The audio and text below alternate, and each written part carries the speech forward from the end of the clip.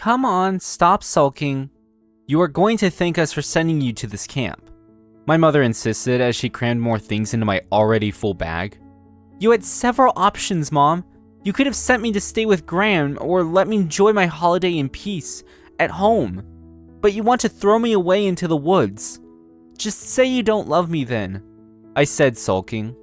I felt like I was going to faint as I thought about all the things that were going to be in those woods. All that dirt, wild animals, sharing tents, and no access to the internet. If that was not hell, then I did not know what was. I had no idea why my parents were so proud of themselves for sending me to this camp. They really thought it was going to be good for me, but I thought the opposite. Unlike other kids, I was not begging my parents to let me go to it. I was begging them to let me stay at home. When the camp was announced earlier this year, I did not sign up. Countless reminders were sent out and I ignored each and every one of them. Everyone else was excited about the camp because there would be another school at the campsite. I already knew that my peers were going to be up to no good. When it was announced that Mr. Sprite was going to be the main supervisor, I knew that the camp was going to hell. He was the most hip teacher who was way too lenient on students. When I found out he would be the chaperone, I was glad I was not going. I almost got away with not telling my parents, but they always find out everything. One of my mom's friends told her about it and she came home furious at me for not telling her. She then told me that she was going to sign me up before the deadline. I told her that I did not tell her on purpose. I simply do not want to be around loud teenagers for a whole week. You are going. You need to start socializing with your peers. Besides, you could meet a nice girl there. My dad had chimed in when I told my mom that I was not going. I rolled my eyes. Unlike most teenage boys in my class, I did not see this as a chance to meet girls or get up to any fun business. I did not get what was so awesome about trying to get girls to like me. Nothing about that camp interests me. If I come back from that camp barely alive, it is going to be both of your faults. I got frustrated, but they thought my reaction was funny. They told me that they were doing what was best for me and that I would thank them one day. I found that highly unlikely. I fought them till they dropped me off on the bus. Later that afternoon. After an hour and a half of driving, we got to the campsite and set up. I had to share a tent with Brian, the most annoying and obnoxious guy in my class. All he could talk about was girls and partying. I set my things up and then left the tent as soon as possible. I decided to survey the campsite so that I had a better chance of survival. As I did this, some of the girls in my class screamed and pointed at another site. Look! The other school is also here! Let us go and introduce ourselves! One of them yelled in a high-pitched voice. Everyone left what they were doing and went to the other site, and they started greeting the other group. I hung around the edges, not really talking to anyone unless spoken to. Hey, we are picking teams for games later on. Do you want to be on my team? Someone asked. I turned to look at the person who talked to me, already annoyed. No thanks. I looked away. I swear, I've never seen someone sulking while at this camp before. It is the best and quite pricey. Why are you acting like you are forced to be here? The stranger continued. I was taken aback. How dare he question me like that? I was standing here, minding my own business, and then you disturbed me. Is there a reason? I narrowed my eyes at him. Don't mind him. This is Jasper.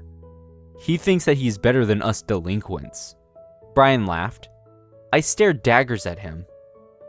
Sorry, Jasper. Would not want you to do something to me while I'm sleeping tonight. He continued as he choked with laughter. The guy I had been talking to smirked. I stepped out of the circle and then I went to sit on a chair nearby. I hated these people. This was why I did not want to be here. You know, if you can't beat them, join them, someone said. I looked up and a guy was standing over me. He was looking at me with a very amused look on his face. I looked to the side. Let me guess. You hate the outdoors, probably hate dirt, and prefer to be indoors reading or gaming. You think that academics are fun and anyone who does anything else is wasting their time? He continued. Excuse me? Who the hell gave you the right to come here and insult me? People from your school seem to be very judgmental. I am trying to sit here and enjoy the sun. Leave me alone, whoever you are. I rolled my eyes. I hated that he was making assumptions about me. Look, I'm not trying to attack you. I noticed you the moment your group arrived. I could tell that you were not going to survive a day before calling your parents." He continued, laughing in a placating manner and raising his hands in surrender. "Man, what the hell?" I stood up and got face to face with him. Earlier, the sun had been blocking my vision. Now that I was face to face with him, I was struck by his eyes. Momentarily, I forgot how upset I had been with him, and I was pulled in. His eyes showed how daring he was, and they enticed me. They were, in the simplest term, beautiful. Look, I'm just saying to give this whole thing a chance. You might enjoy it. Then he stopped as if thinking something before continuing. By the way, I'm Leo. Then he extended a hand to me. I am Jasper. I reluctantly answered. I just don't want to be here. I cannot stand being outside. There are so many ways that I can get hurt while outside. I found myself explaining to him. I know, but the world is beautiful and big. Do you really want to spend your weeks sulking instead of appreciating nature? Man, this is a chance for us to be away from the parents, hang out with our peers nonstop, and form new connections. He preached sagely. Says the homecoming king, probably captain of the football team, dating the prettiest girl in school, barely keeping your C+ average and destined for peaking in high school. Why waste your time talking to a geek? I asked. His eyes widened. This is probably why you do not have friends and your own classmates don't like you. When I saw you, I thought you would be interesting to talk to and we could be friends. But you seem shallow. It would not surprise me if you called your mom to come and get you because you can't handle a bit of roughness. He smirked as he turned away. I was speechless. I wanted to say something, but he had already walked away. I wish that I could call my mom to come and get me, but I knew she was never going to come. I went back to the tent and stayed there until our chaperone called everyone out. Later that night, I woke up in the middle of the night and realized that I needed to take a leak. There were some portable toilets close to the site. Thank goodness. So I made my way over there. I followed the path until I got there and then I got in. When I came out, there was a bang and then someone exclaimed gibberish. I fully opened and pointed my torch at the person. It was Leo. Why are you following me? Want to give me some more life facts? I snapped. You look cute when you are upset. He smirked. My hand went up to my mouth. I was not expecting that. I did not like the way he disarmed me like that. I have no time for this, I answered and sidestepped him. I'm sorry about what I said earlier. I just heard you spoke to my cousin and I did not like it. I thought maybe I could make you see that you were being unnecessarily mean. I did not mean to attack you like that and make things so personal. He said sincerely and again raised his hands in a placating manner. Leo seemed to do that a lot. I felt a bit more forgiving toward him now that I had my necessary sleep. I was angry the whole day whenever I looked at him. I hated how infuriating he was and how hot he was as well. If he had been average looking, it would have been easier to stay mad at him, but who could say no to a face like that? I could not. You are forgiven. Sorry for being cranky earlier. My parents made me come here because I have no social life. Besides stalking me, why are you awake? I questioned, genuinely interested. I'm feeling hot. Thought I would go for a swim. Leo answered. Now that he mentioned it, I could see that he was not wearing a shirt. Against my will, my torch roamed all over his torso. He chuckled when I did that. Like what you see? He smirked. I hated how cocky and confident he was. That might work on the girls, but you are not going to distract me. You cannot leave the site without a chaperone. It is against the rules. Let us go back to the site or I will turn you in, I warned as I moved to make my way back. He suddenly grabbed my hand. I turned around, about to scold him, but then he put my hand on his chest. Gosh, you are like a furnace, I exclaimed as I pulled my hand away. I get like that sometimes. A swim or cold shower helps. He shrugged. I am coming with you. It is not safe to be alone, I said.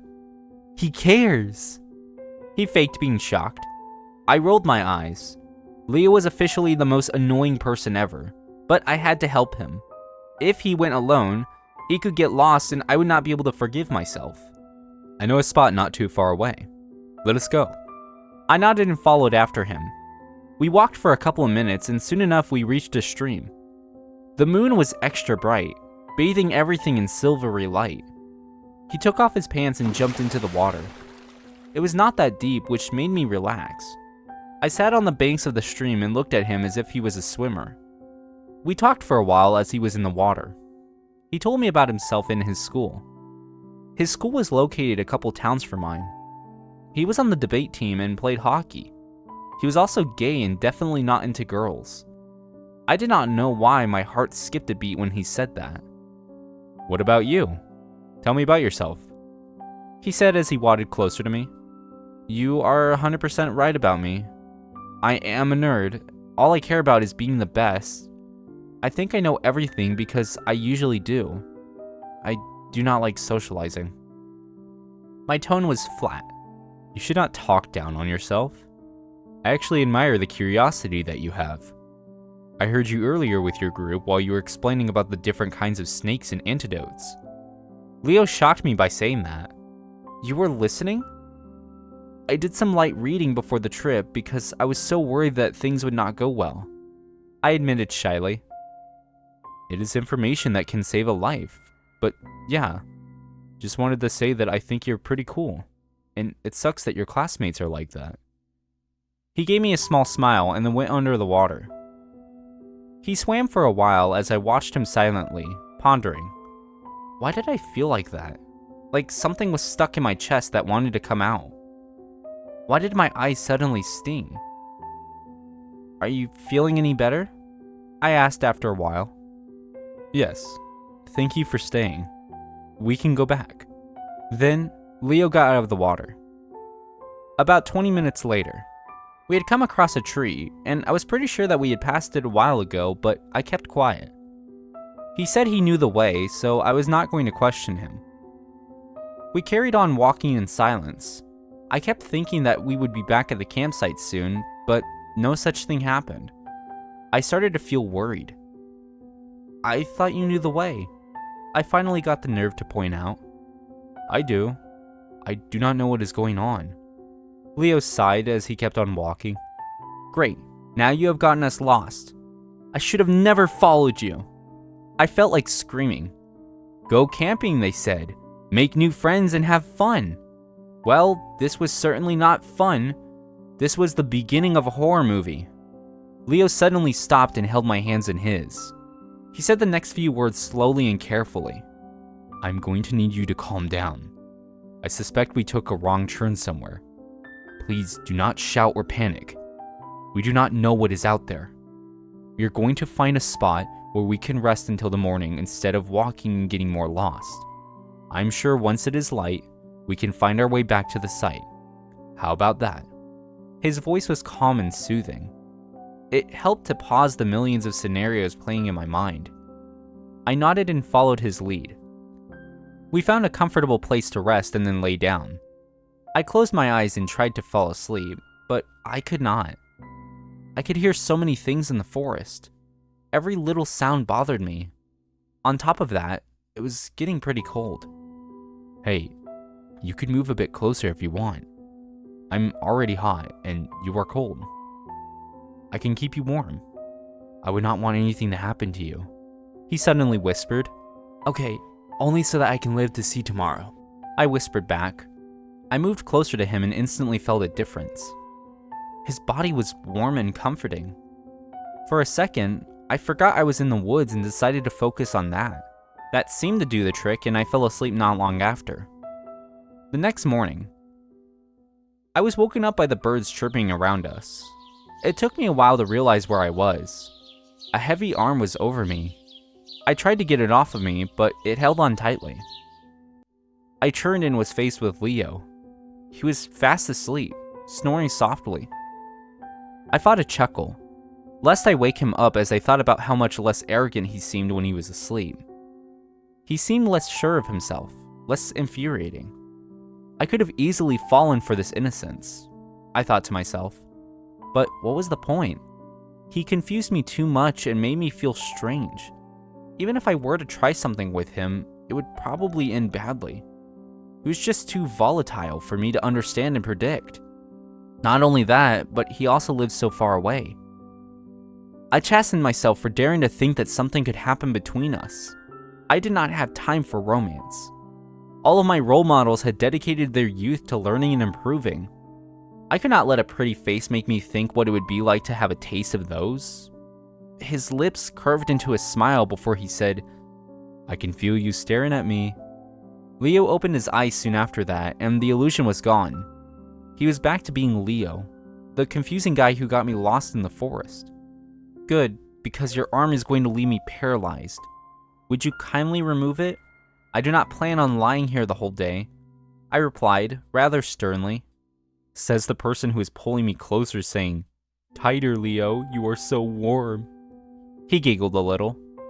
"I should have known you were a sleep talker." Then he started to laugh. He removed his arm from on top of me and sat up. He shook with laughter each time that he looked at me. I said no such thing. Do you ever take things seriously? Anyways, it's morning and we can start heading back to camp, I replied and sat up. Oh my god, look at that. He pointed somewhere. I followed where he was pointing, and my jaw dropped. Through the trees, there seemed to be a field of flowers and other greenery.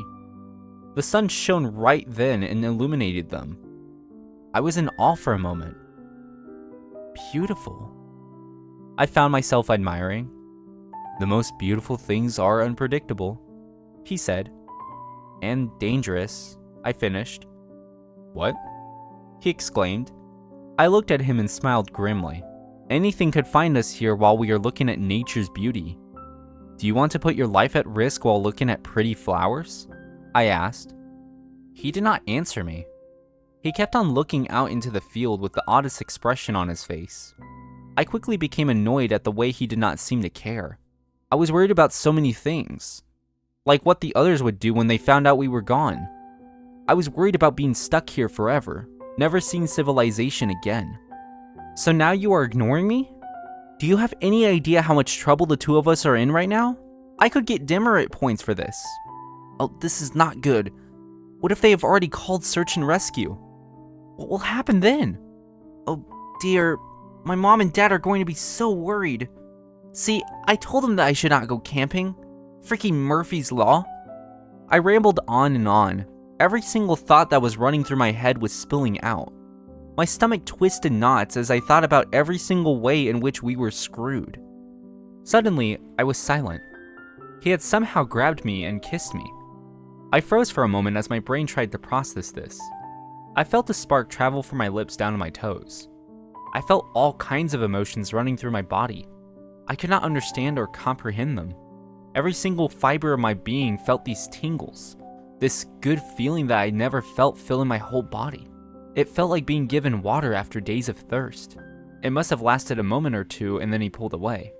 I looked at him for a solid minute while my lips tingled, and I thought of what to say.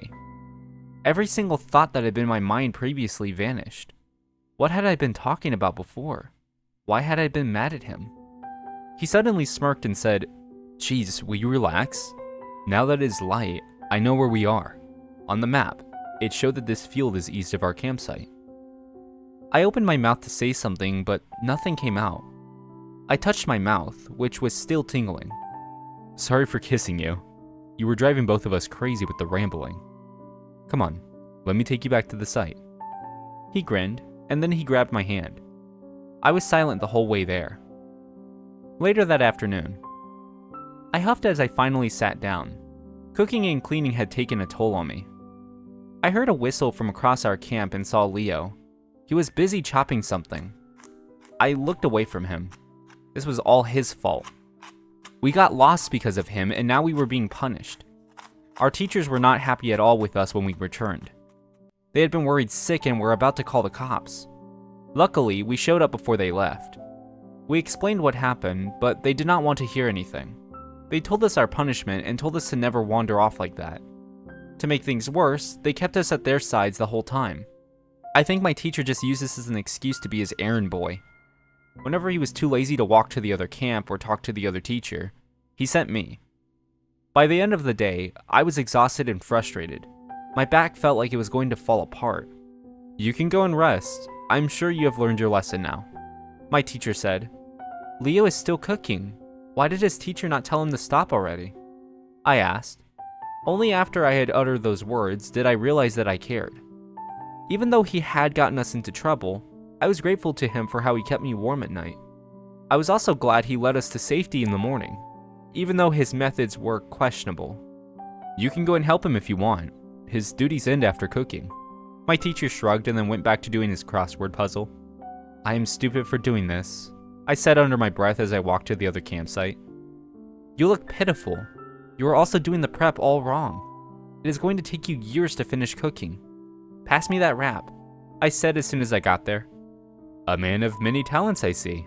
I like that. He smiled as he gawked at me in the weirdest way possible. I suddenly felt very self-conscious and felt my cheeks heating up. I ignored him and kept on doing what I was doing. I was finished soon after that, and then everyone had dinner. I took my phone and went back to his site. I did not speak to him while we ate, but I was fine. I sat with him because he was the only person who was friendly to me. The rest of the day went by without any hiccups. 3 days later. The next few days passed by quickly. I spent a lot of time with Leo. He was nice enough to check on me every time my classmates abandoned me.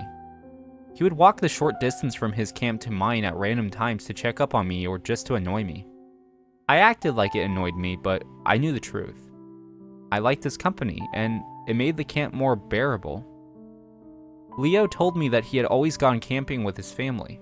He told me that being off the grid helped to refresh his mind most times, especially when he thought too much. I understood what he meant by that. I was slowly starting to worry less the more I was in the woods. I started to participate in some of the activities, and they were not that bad. If Leo was there, things would be a little more bearable. I had no idea why he made me feel safe, but I did not question it. I decided to just go with things and enjoy the week. I decided that whatever I felt when I was around him was just my teenage hormones. I had no control over those, no matter what I told myself. I told myself that it would not hurt to go with the flow. If Leo kissed me again, I would not mind. I was curious about this feeling.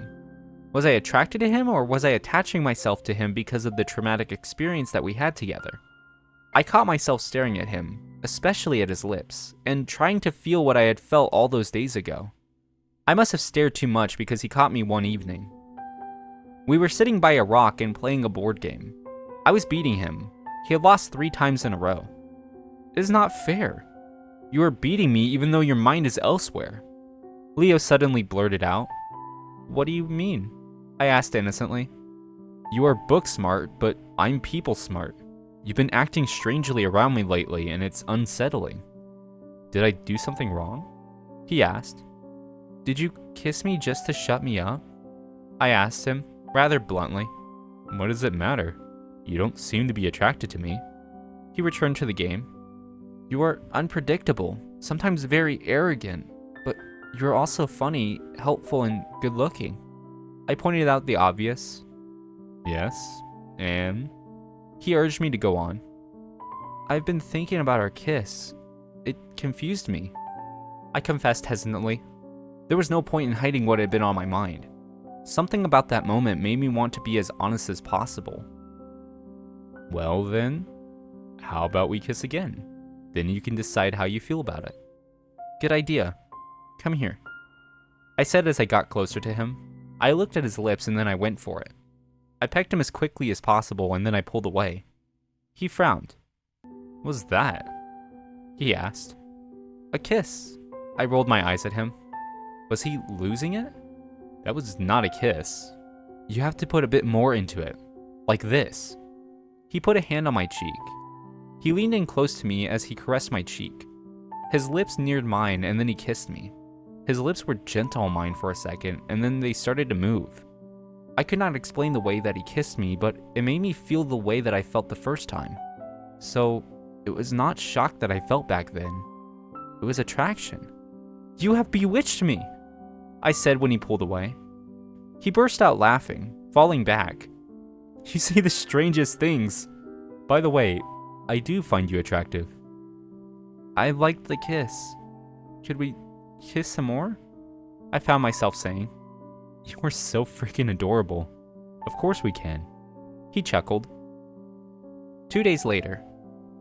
Hey, I have just gotten home. Hope that your debate goes well.